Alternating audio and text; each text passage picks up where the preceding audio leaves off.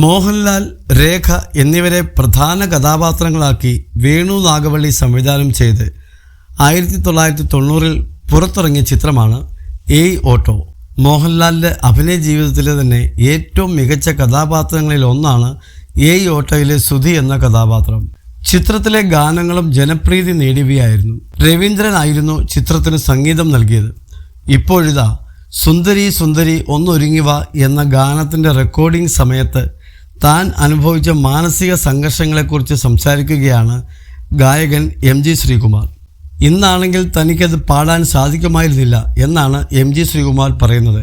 Recording സമയത്ത് flight മിസ്സാവുകയും 100-200 കടം വാങ്ങി അംബാസിഡർ കാറിലാണ് താൻ ഗാനം ആലപിക്കാൻ എത്തിച്ചേർന്നതെന്നും MG ശ്രീകുമാർ ഓർക്കുന്നു. എൻ്റെ അമ്മേ, ഞാൻ തീ തിന്ന ഒരു പാട്ടാണത്. ഇന്നൊക്കെയാണെങ്കിൽ എനിക്കത് പാടാനാകുമെന്ന് തോന്നുന്നില്ല. മറ്റൊന്നും കൊണ്ടല്ല, വേണു നാഗവള്ളിയാണ് അതിൻ്റെ സംവിധായകൻ. ചെന്നൈയിലാണ് റെക്കോർഡിംഗ്.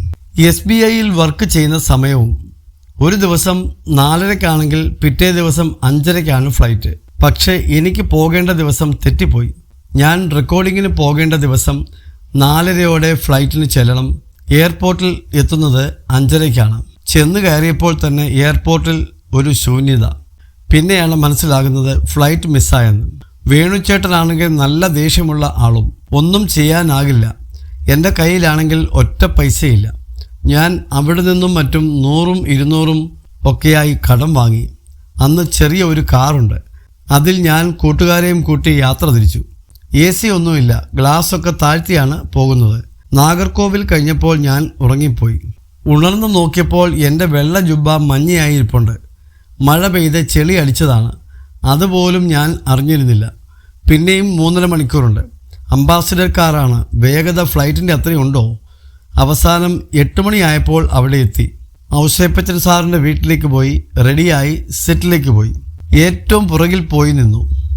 അവസാനം പൂജ കഴിഞ്ഞു. അവസാനം ഒരുവിധം പാട്ട് പഠിച്ചെടുത്ത് പാടി. എല്ലാം കഴിഞ്ഞിട്ട് ഞാൻ ആലോചിച്ചു, ഞാൻ എങ്ങനെ പാടിയെന്ന്. അന്നത്തെ വിഷയങ്ങളെല്ലാം കൂടി ആലോചിക്കുമ്പോൾ എനിക്കെല്ലാം അത്ഭുതമായിട്ടാണ് തോന്നുന്നത്. പക്ഷേ ആ പാട്ട് സൂപ്പർ ഹിറ്റായി എന്നാണ് തൻ്റെ YouTube ചാനലിലൂടെ MG ശ്രീകുമാർ പറഞ്ഞത്.